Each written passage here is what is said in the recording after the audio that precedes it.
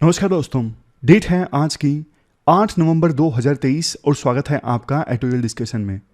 आज काफ़ी सारे आर्टिकल्स हम डिस्कस करेंगे। सबसे पहले आर्टिकल डिस्कस करेंगे नारायण मूर्ति ने जो एक हफ्ते में 70 घंटे काम करने से संबंधित स्टेटमेंट दी, उसमें क्या प्रॉब्लम्स हैं, क्या इश्यूज़ हैं। वैसे पहले हमने ये आर्टिकल डिस्कस किया था, लेकिन कुछ नए पॉइंट्स हैं, डिस्कस करेंगे। इसके बाद ये आर्टिकल इंडिया भूटान रिलेशन से संबंधित है। भूटान के किंग भारत की यात्रा पर आए, डेवलपमेंट संबंधित इश्यूज पर चर्चा हुई। इंडिया की वेरियस कोर्ट्स में केसेस की पेंडेंसी बढ़ रही है, इस इशू से संबंधित आर्टिकल है। कोंगो में क्या चल रहा है, क्यों लोग डिस्प्लेस हो रहे हैं, डीआरसी कोंगो में लोगों को अपना घर बार छोड़ के जाना पड़ रहा है, ये इशू हम डिस्कस करेंगे।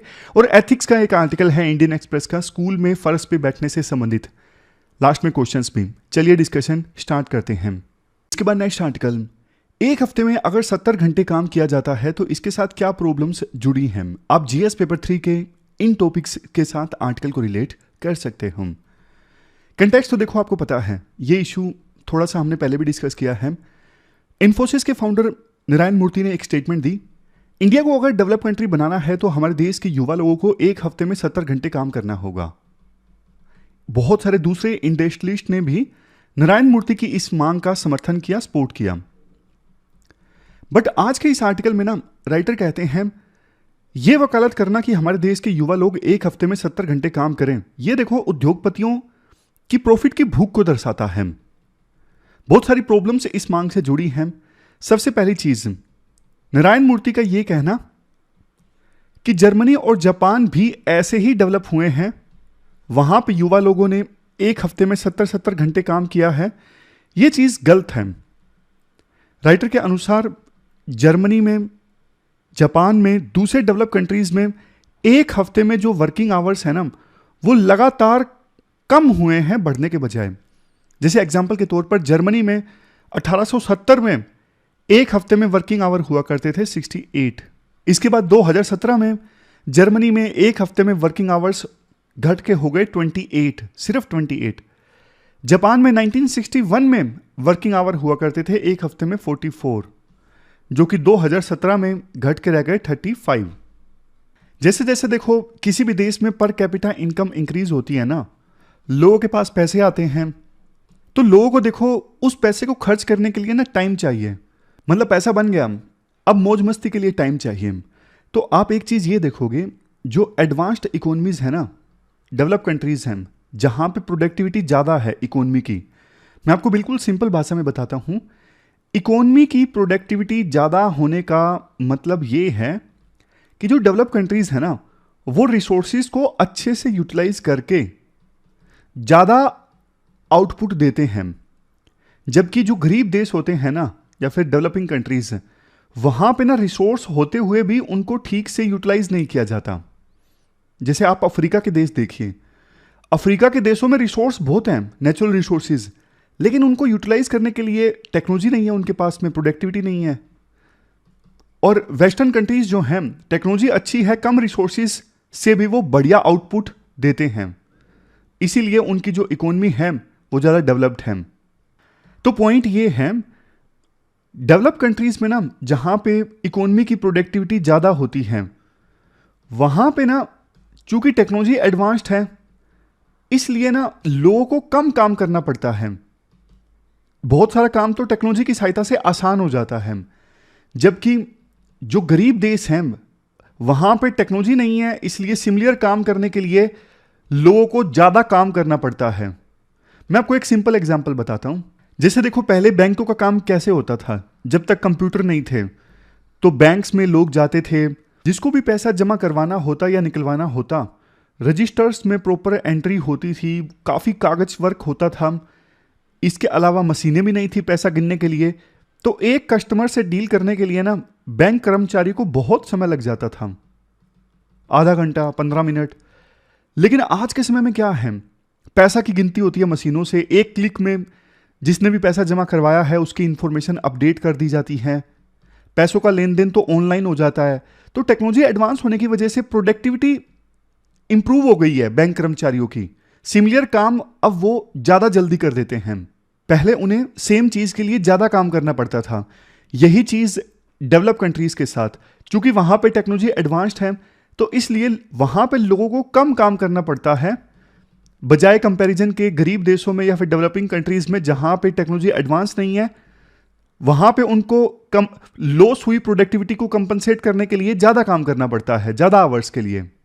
इसके बाद पॉइंट आता है, तो देखो सीधा सीधा मतलब यह निकलता है कि अगर आपको प्रोडक्टिविटी इंक्रीज करनी है ना, तो आप टेक्नोलॉजी को एडवांस करो, आप इनोवेशन लेके आओ, इससे प्रोडक्टिविटी को इंक्रीज किया जा सकता है। बट हमारे देश में ना इनोवेशन किस लेवल पे आ रही है, आप देखिए 2021 का नीति आयोग का इंडिया इनोवेशन इंडेक्स, इस रिपोर्ट में बताया गया 2018 में इंडिया ने कितना खर्च किया रिसर्च पर, one of the lowest in the world. India ने सिर्फ 0.65% ऑफ जीडीपी खर्च किया R&D पर, और 2020-21 में तो यह फिगर और भी घट गई, 0.64% हो गई। मतलब इंडिया उन देशों की सूची में आता है जो सबसे कम खर्च करते हैं रिसर्च पर। एक और चीज आप देखिए, कायदे से अगर देखो सरकार कम खर्चा कर रही है रिसर्च पर, तो प्राइवेट सेक्टर को कंपनसेट करना चाहिए। बट हमारे देश में प्राइवेट सेक्टर तो और भी कम खर्च कर रहा है R&D पर। 2012-13 में प्राइवेट सेक्टर ने, टोटल हमारे देश में जितना खर्च हुआ ना R&D पर, प्राइवेट सेक्टर ने कंट्रीब्यूट किया 45%। यह फिगर 2020-21 में घट के हो गई है 41%, यानी 60% सरकार कंट्रीब्यूट कर रही है R&D में, सिर्फ 40% प्राइवेट सेक्टर कर रहा है। जबकि आप दूसरे डेवलप कंट्रीज देखिए, 2020 में जापान कोरिया में 79% प्राइवेट सेक्टर के द्वारा कंट्रीब्यूट किया जा रहा था R&D में, यूएस में 75% प्राइवेट सेक्टर के द्वारा, जर्मनी एंड यूके में 67% प्राइवेट सेक्टर के द्वारा, और चाइना में 77% R&D में प्राइवेट सेक्टर कंट्रीब्यूट करता है, बाकी 23% सरकार। बट हमारे देश में जो प्राइवेट कंपनीज है ना, ढीली हैं, डरती हैं, R&D पे पैसा खर्च करेंगे कहीं लॉस ना हो जाए। लेकिन देखो, आप जब तक R&D में नहीं खर्च करोगे, इनोवेशन नहीं लेके आओगे, टेक्नोलॉजी को एडवांस नहीं करोगे, तो प्रोडक्टिविटी कैसे इंप्रूव होगी? फिर आप यही बोलोगे कि ज़्यादा काम करे जनता। अरे भैया, ज़्यादा काम करवाने के बजाय टेक्नोलॉजी अच्छी लाओ ना, ताकि प्रोडक्टिविटी भी इंक्रीज हो। नेक्स्ट पॉइंट देखो, इंटरनेशनल लेबर ऑर्गेनाइजेशन की ना कन्वेंशंस हैं, जैसे कन्वेंशन नंबर 1 है hours of work industry convention 1919। इसके अलावा ILO की डिसेंट वर्क एजेंडा। ये कन्वेंशंस ना लेबर राइट से संबंधित हैं कि एक दिन में लेबर को 8 घंटे के लिए काम करना है, डिसेंट वर्किंग कंडीशंस होनी चाहिए, इससे संबंधित ये कन्वेंशंस हैं। तो एक हफ्ते में 70 घंटे काम करवाना मतलब इंटरनेशनल लेबर ऑर्गेनाइजेशन की इन कन्वेंशंस का वायलेशन। अब आप एक चीज और देखिए, देखो जो डेवलप कंट्रीज है ना, आजकल बहुत ज्यादा अवेयर हो गई हैं लेबर राइट्स के मामले में। जब जैसे यूरोपियन यूनियन है, यूरोपियन यूनियन मान लीजिए इंडिया के साथ फ्री ट्रेड एग्रीमेंट साइन के लिए नेगोशिएशन कर रहा है, तो ना EU इस चीज की वकालत करता है कि हम इंडिया की उन कंपनीज के साथ डील करेंगे जहां पे लेबर राइट्स का ख्याल रखा जाता है। इन यूरोपियन कंट्रीज में ना अपने अपने कानून भी हैं। जैसे आपको एग्जांपल देता हूं, ये देखिए, फ्रांस का corporate duty of vigilance law 2017, Germany का supply chain due diligence act 2022। European countries के ये कानून पता है क्या बोलते हैं? ये बोलते हैं, एक तो जो इनकी लोकल कंपनीज है ना, वो तो लेबर राइट्स का ख्याल रखें ही रखें, ये बाकी चीजों का भी ख्याल रखें, लेबर राइट्स का वायलेशन ना हो, चाइल्ड लेबर ना हो, स्लेवरी ना हो कंपनीज में। बट इसके साथ साथ जर्मनी और फ्रांस की लोकल कंपनीज उन विदेशी कंपनीज के साथ में डील ना करें जो इन सब चीजों का वायलेशन करती हों। अगर इंडिया की कंपनी से एक हफ्ते में 70 घंटे काम करवाएंगी ना, तो एक प्रकार से ये लेबर लॉ का वायलेशन है, लेबर राइट का। तो फिर हमारी कंपनीज के साथ में जर्मनी और फ्रांस की कंपनीज डील करने से कतराएंगी। इवन और भी एग्जांपल देते हैं राइटर, जैसे देखो Indo Pacific economic framework for prosperity, 14 देशों का ग्रुप है इंडो पैसिफिक रीजन में। इवन ये ग्रुप भी वकालत करता है सप्लाई चेन को हमें इस प्रकार से रिजिलियंट बनाना है, सप्लाई चेन में उन कंपनीज को शामिल करना है जहां पे लेबर राइट्स का सम्मान हो। लेकिन अगर इंडिया की कंपनी 70 घंटे काम करवाएंगी तो लेबर राइट्स का तो सम्मान नहीं होगा। तो फिर इंडिया पे क्वेश्चंस रेज किए जाएंगे इस ग्रुप में कि भैया आपकी कंपनीज तो लेबर राइट्स का वायलेशन कर रही हैं। तो इंडिया के लिए ना खतरा ही खतरा है, चुनौतियां ही चुनौतियां हैं, कंसर्न ही कंसर्न्स हैं। अगर एक हफ्ते में 70 घंटे काम करवाया जाता है तो ये पूरा आर्टिकल हमने डिस्कस किया। चलते हैं आगे। इसके बाद next article India Bhutan relations से संबंधित है। आप देखो इंडिया एंड नेबरहुड रिलेशंस से इस आर्टिकल को रिलेट कर सकते हो। कुछ दिनों पहले की बात है, खबर आई थी कि भूटान और चाइना में ना बाउंड्री डिस्प्यूट को लेके बातचीत चल रही है और जल्द ही कोई एग्रीमेंट साइन हो सकता है भूटान और चाइना के बीच में। इंडिया इसको लेके कंसर्न था। अब देखो भूटान के जो प्रधानमंत्री हैं ना, जिनका नाम है 5वें किंग जिग्मे खेसर नामग्याल वांगचुक, ये भारत की यात्रा पर आए और प्रधानमंत्री मोदी के साथ इनकी इंफ्रास्ट्रक्चर और कनेक्टिविटी को लेके काफ़ी सारे इश्यूज पे बातचीत हुई। जॉइंट स्टेटमेंट जो रिलीज की गई उसमें बहुत सारी बातें बोली गई, जैसे जलेफू कोकराझार रेल लाइन का सर्वे जो है जल्द से जल्द कंप्लीट किया जाए। ये रेल लाइन आपको मैं मैप में दिखाता हूँ। कोकराझार जलेफू, जलेफू कहाँ पे है? भूटान में है। कोकराझार कहाँ पे है? असम में है। ये रेल लिंक इस्टाब्लिश जब हो जाएगा, मतलब रेल लाइन बन जाएगी, तो भूटान और असम के बीच में people to people ties, trade ties और ज़्यादा मजबूत होंगे। लोगों का और सामान का आना जाना बहुत आसान हो जाएगा। तो ये प्रस्तावित है, ये रेल लिंक जल्द ही सर्वे को कंप्लीट करने की बात बोली गई है। एक और रेल लिंक इस्टाब्लिश किया जाएगा वेस्ट बंगाल और भूटान के बीच में। वेस्ट बंगाल में कहाँ से भूटान में कहाँ तक ये रेल लिंक इस्टाब्लिश होगा, अभी इस पे काम चलेगा, डिसाइड किया जाएगा। लेकिन इससे भी रीजनल ट्रांसपोर्टेशन नेटवर्क और ज़्यादा मजबूत होगा। तीसरा पॉइंट, भूटान और बांग्लादेश को आपस में जोड़ा जाए, क्योंकि बीच में इंडिया आता है, तो दोनों को आपस में जोड़ा जाए रेल लाइन के थ्रू। इससे क्या होगा? भूटान और बांग्लादेश का आपस में ट्रेड ज़्यादा होगा, दोनों देशों में खुशहाली आएगी। इसके साथ साथ इंडिया भूटान बॉर्डर पे जो चेक पॉइंट्स है ना, उनको अपग्रेड किया जाए ताकि इंडिया और भूटान के बीच में ट्रेड ज़्यादा ईजिली हो। और भी बहुत सारी चीज़ें हैं जॉइंट स्टेटमेंट में। देखो भूटान की जो इकोनॉमी है ना, रिलेटिवली टूरिज्म पे डिपेंड है। पॉपुलेशन तो बहुत ही कम है, 6-7 लाख के आसपास, बट कोविड-19 की महामारी के कारण ना टूरिस्ट काफ़ी कम आए उस सीजन में। इसके अलावा ग्लोबल वार्मिंग का डर भी सता रहा है भूटान को, इसलिए भूटान जो भी टूरिस्ट वहाँ पे घूमने के लिए जाते हैं ना, तो भूटान एक्स्ट्रा टैक्स लगाता है, सस्टेनेबल डेवलपमेंट टैक्स। लेकिन अब भूटान ना अपनी इकोनॉमी को डाइवर्सिफाई करना चाहता है। उनको लगता है कि सिर्फ टूरिज्म पर डिपेंड होने से काम नहीं चलेगा, कभी भी कुछ भी हो गया हमारी तो इकोनॉमी डूब जाएगी। तो इकोनॉमी को डाइवर्सिफाई करने के लिए ना भूटान की सरकार वहाँ पे स्पेशल इकोनॉमिक जोन इस्टेब्लिश करेगी, ऐसा प्रपोजल है। जो भूटान का साउदर्न बॉर्डर है ना, असम के साथ लगता है, जैसे ये भूटान है, भूटान का साउदर्न बॉर्डर जो असम के साथ लगता है, यहाँ पे स्पेशल इकोनॉमिक जोन इस्टेब्लिश किया जाए। सेज होगा क्या? इससे बहुत सारी इन्वेस्टमेंट फिर भूटान में भी आएंगी, क्योंकि सेज में ना स्पेशल इंसेंटिव दिए जाते हैं कंपनीज को यहाँ पे आके मैन्युफैक्चर करने के लिए। तो सेज इस्टेब्लिश होने से यहाँ पे भूटान में इन्वेस्टमेंट आएगी। नेक्स्ट एक और प्रपोजल ये भी है, जलेफू जहाँ पे रेल लिंक इस्टेब्लिश करने की बात थी ना, अभी मैंने आपको मैप में दिखाया, ये जलेफू जगह है, यहाँ पे एयरपोर्ट भी इस्टेब्लिश किया जाए। इससे कनेक्टिविटी और ज़्यादा इंक्रीज होगी और इंटरनेशनल इन्वेस्टमेंट भी आएंगी। जलेफू एक बढ़िया साइट के तौर पे इमर्ज होके आएगा, लोग ज़्यादा इन्वेस्ट करेंगे यहाँ पे, क्योंकि रेल से कनेक्टिविटी है, एयरपोर्ट है। मेनली देखो ये सारे पॉइंट्स पता है हम क्यों डिस्कस कर रहे हैं। चाइना भूटान को ना बहुत लालच देने की कोशिश कर रहा है कि हमारे साथ आप बाउंड्री एग्रीमेंट सोल्व कर लीजिए, हम आपको इन्वेस्टमेंट देंगे, हम आपके यहाँ पे बहुत सारे प्रोजेक्ट्स डेवलप करेंगे, आपको पैसा देंगे। तो ना भूटान के प्रधानमंत्री यहाँ पे आए इंडिया में, तो इंडिया ने भूटान को ये यकीन दिलाने की कोशिश की, देखो पिछले कितने सालों से, दशकों से हम ही आपके यहाँ पे डेवलपमेंट करवाते आए हैं।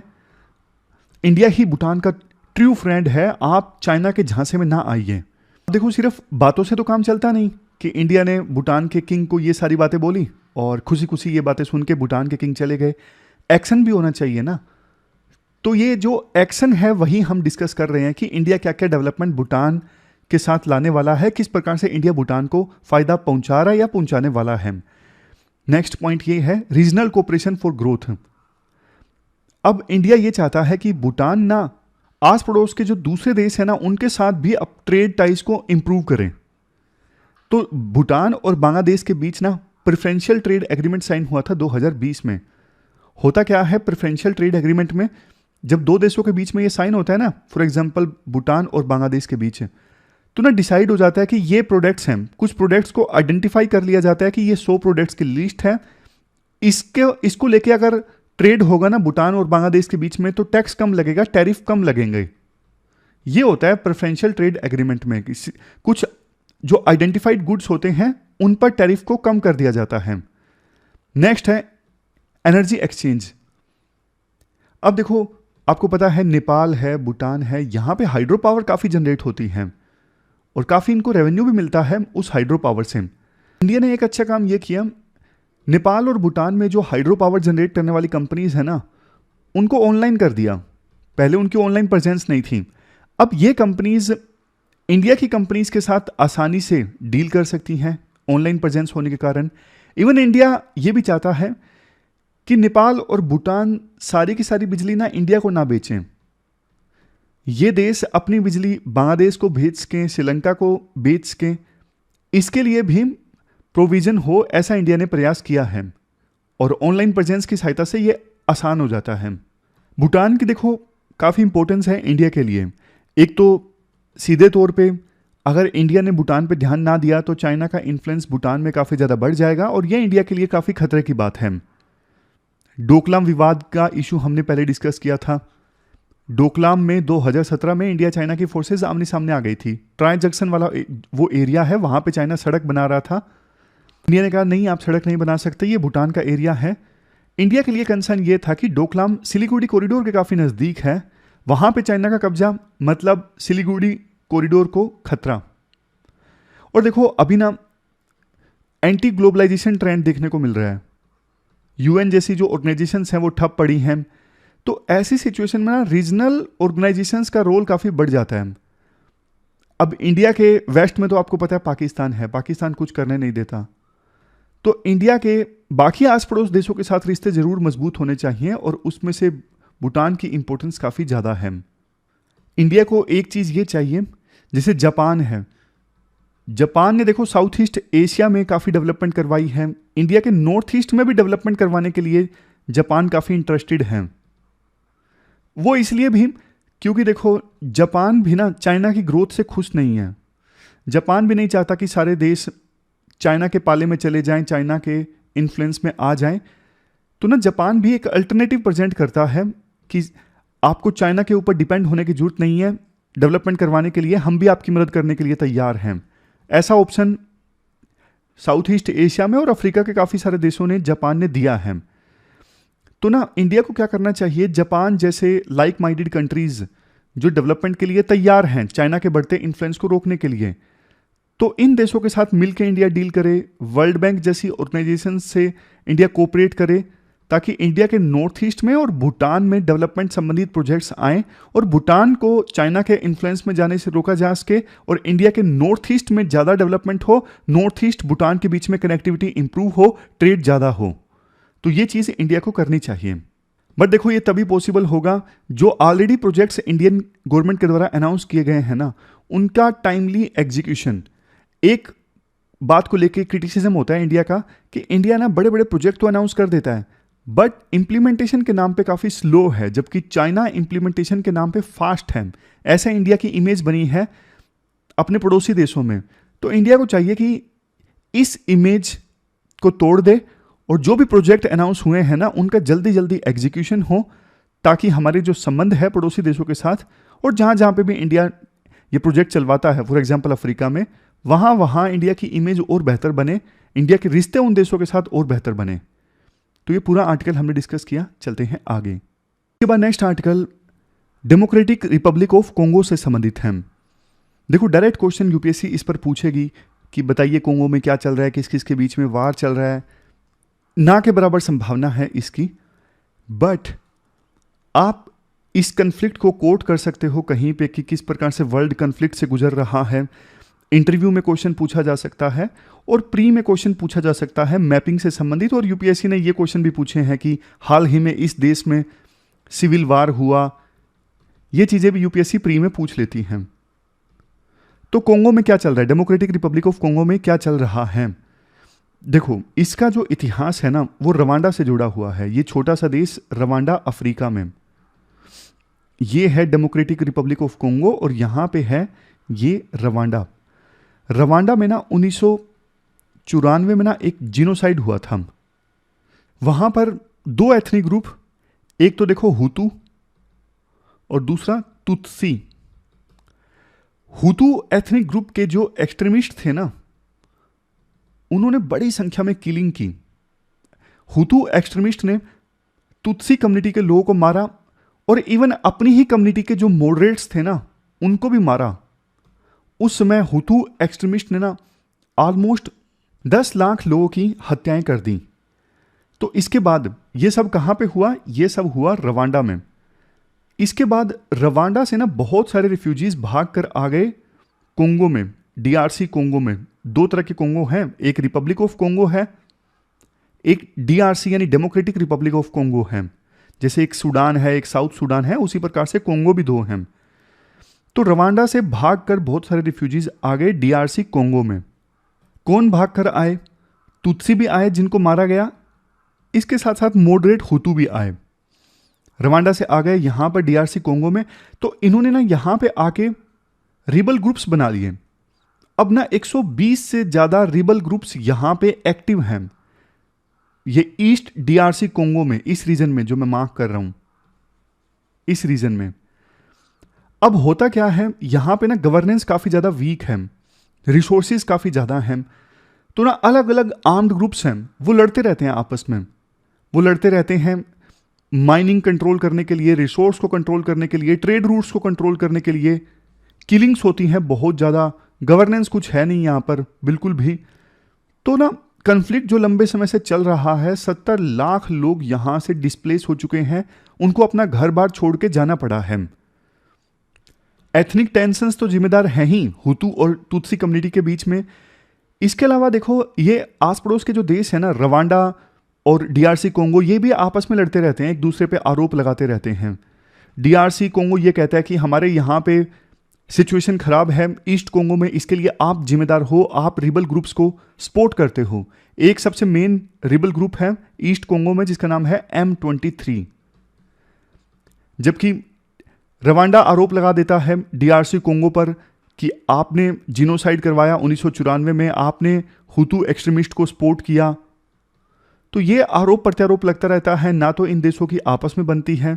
सिचुएशन काफ़ी ख़राब है, गवर्नेंस काफ़ी वीक है और सरकार एक्सट्रीमिस्ट को ख़त्म करने में पूरी तरह से असक्षम साबित हुई है। ये सिचुएशन है इस पूरे रीजन में। तो डायरेक्ट क्वेश्चन नहीं आएगा, बट यूज हो जाएगी ये इंफॉर्मेशन, या तो प्री में या फिर कोट कर सकते हो। इसके बाद नेक्स्ट आर्टिकल इंडियन एक्सप्रेस का, एथिक्स का एक ज़बरदस्त एग्जाम्पल है। दिल्ली में ना एक जगह है रोज एवेन्यू, वहाँ पे सर्वोदय स्कूल है। सर्वोदय स्कूल के प्रिंसिपल ने ना एक नई परंपरा स्टार्ट की है जो पहले गुरुकुल में अपनाई गई थी। हफ्ते में कम से कम एक दिन टीचर, स्टूडेंट और प्रिंसिपल इस प्रकार से जमीन पर बैठते हैं, ना कि चेयर टेबल पर। आपके मन में आया होगा इससे क्या फायदा होता है? देखो, इससे फायदा ये होता है, आमतौर पर टेबल चेयर लगी होती है ना, जैसे प्रिंसिपल एक चेयर पे बैठे होते हैं, सामने कई सारी चेयर्स लगी होती हैं। इससे ना एक रूलर जैसा लगता है कि प्रिंसिपल जो है रूलर है, हायरार्की है, भी प्रिंसिपल बड़े हैं, उनके पास ज्यादा पावर है। लेकिन फर्श पे टीचर्स और प्रिंसिपल आपस में बैठ के कम्युनिकेट करते हैं, सर्कल बना के, स्टूडेंट सर्कल बना के बैठते हैं, बीच में टीचर बैठता है, तो ना कम्युनिकेशन और इजी हो जाता है, वो हायरार्की वाली फीलिंग नहीं आती। हमारे देश में ना गुरुकुल में ये सब होता था, बट एक बार फिर से ये परंपरा अपनाई जा रही है, एक बार कम से कम हफ्ते में एक बार। इससे क्या होगा, स्टूडेंट्स टीचर्स फ्रीली अपने कंसर्न्स बता सकेंगे, रूलर वाली फील नहीं आएंगी, उनको लगेगा कि हमारा ही कोई दोस्त बैठा है, अपनापन बढ़ेगा और प्रिंसिपल कहते हैं कि जब से ये प्रैक्टिस अपनाई है काफ़ी फीडबैक अच्छा आ रहा है, स्टूडेंट्स के साथ में एक बढ़िया रिलेशन इस्टेब्लिश हो रहा है और टीचर को जो कंसर्न्स होते हैं वो भी मुझे आके बताते हैं। तो ये आप दे सकते हो, स्कूल में ये प्रैक्टिस दूसरी जगह भी अपनाई जा सकती है ताकि टीचर और स्टूडेंट का रिलेशन स्ट्रॉन्ग हो। इसके बाद नेक्स्ट आर्टिकल कोर्ट्स में केसेस की पेंडेंसी से संबंधित है। चीफ जस्टिस ऑफ इंडिया ने हाल ही में एक बात बोली कि यार आप लोग ना सुप्रीम कोर्ट को, चीफ जस्टिस ऑफ इंडिया ने वकीलों को बात बोली कि यार आप लोग ना सुप्रीम कोर्ट को तारीख पे तारीख वाली कोर्ट मत बनाओ। समझ गए? होता क्या है, बहुत सारी जो केसेस है ना लिस्ट होते हैं अर्जेंट हियरिंग के लिए, लेकिन जब अर्जेंट हियरिंग होती है ना तो वकील एडजमेंट मांगते हैं, हम तैयार नहीं है, आप एडजमेंट दे दीजिए।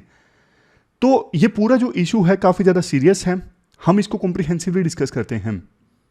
यूनियन गवर्नमेंट ने राज्यसभा में हाल ही में बताया कि पेंडिंग केसेस की संख्या बढ़ के हो गई है 5 करोड़। आप देखो इस इशू को ना जीएस पेपर 2 में जो फंक्शनिंग ऑफ जुडिशरी है ना वहां से रिलेट कर सकते हो। देखो ये काफी ज्यादा अफसोसजनक मामला है कि इतने ज्यादा केसेस पेंडिंग हैं। इससे ना एक तरफ तो एक प्रकार से जस्टिस हम डिनाई कर रहे हैं देश के सिटीजन्स को, क्योंकि justice delayed is justice denied. दूसरी तरफ जो लिटिगेंट्स हैं उनकी फ्रस्ट्रेशन बढ़ती जाती है सिस्टम के प्रति, उनका जुडिशरी में जो विश्वास है, जो भरोसा है वो टूटता है। क्या रीजन है इतने ज्यादा जो केसेस की पेंडेंसी है? सबसे पहले शॉर्टेज ऑफ जजेस।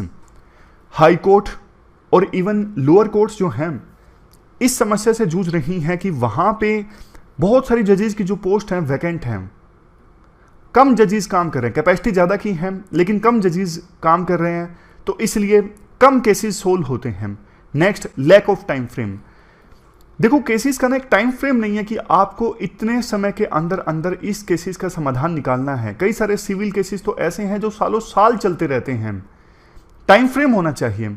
Next, inefficient case management. Cases की मैनेजमेंट भी काफ़ी इनएफिशिएंट ढंग से होती है। एक दिन में एक जज के सामने लिस्ट कर दिए 100 केस, जज ने लिए सिर्फ 20 केस, बाकी बचे 80 केसेस। उनका जो टाइम पीरियड है वो और ज़्यादा बढ़ गया, वो 2 महीने और बाद उनकी हियरिंग आएगी। तो केसेस को अच्छे से मैनेज करो।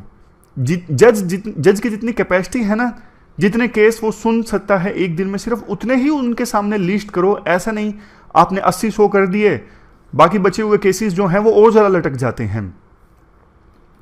Next, responsibility for pendency. किसकी रिस्पॉन्सिबिलिटी है? देखो जज तो ये बोलते हैं एग्जीक्यूटिव और लेजिस्लेटिव इनएक्शन के कारण केसेस की पेंडेंसी बढ़ती जा रही है। सरकार की जिम्मेदारी है जल्द से जल्द जज अपॉइंट हो अच्छी क्वालिटी के। लेजिस्लेशन की जिम्मेदारी है कि पुराने जो कानून हैं वो खत्म हों ताकि उनसे संबंधित मामले ना आए। सरकार कम से कम मामलों में लिटिगेंट होने चाहिए, मतलब सरकार इतने अच्छे कानून और रूल्स बनाए कि वो कोर्ट में आने की संभावना कम से कम हो जाए। तो सरकार अपने काम में फेल हो रही है, इसलिए हमारे सामने केस ज़्यादा आ रहे हैं। दूसरी तरफ सरकार का ये तर्क है कि भैया ये जो केसेस की पेंडेंसी है ना, ये जुडिशरी का डोमेन है, हमारा डोमेन नहीं है। जुडिशरी जो फेल हुई है ना केसेस को एड्रेस करने में, हमारे ऊपर ब्लेम डाल रही है। नेक्स्ट, ये वही आंकड़ा है कि 50% केसेस में तो लिटिगेंट सरकार ही है। तो सरकार की वैसे जो लिटिगेशन पॉलिसी है ना, नेशनल लिटिगेशन पॉलिसी, उसको और ज़्यादा मजबूत बनाने की आवश्यकता है ताकि कम से कम केसेस में सरकार पार्टी हो। जजेस की जो क्वालिटी है ना वो इम्प्रूव की जाए ताकि जज जो हैं जल्द से जल्द पूरी जिम्मेदारी के साथ में, पूरी क्वालिटी और एफिशिएंसी के साथ में केसेस को रिजोल्व करें। नेक्स्ट, एफिशिएंट इन्वेस्टिगेशन और प्रोसिक्यूशन विंग होना चाहिए। इन्वेस्टिगेशन जितनी ज़्यादा पुअर होगी उतना ही केस लंबा चलेगा। प्रोसिक्यूशन जितना ज़्यादा अच्छा होगा देश की इन्वेस्टिगेशन एजेंसीज का, उतना ही केस में जल्दी कन्विक्शन होगा, आसानी से कन्विक्शन होगा। पुराने जो कानून हैं वो जल्द से जल्द हमारे देश में ख़त्म किए जाएं और उसकी इंफॉर्मेशन भी पहुंचे लोअर कोर्ट्स तक और पुलिस तक।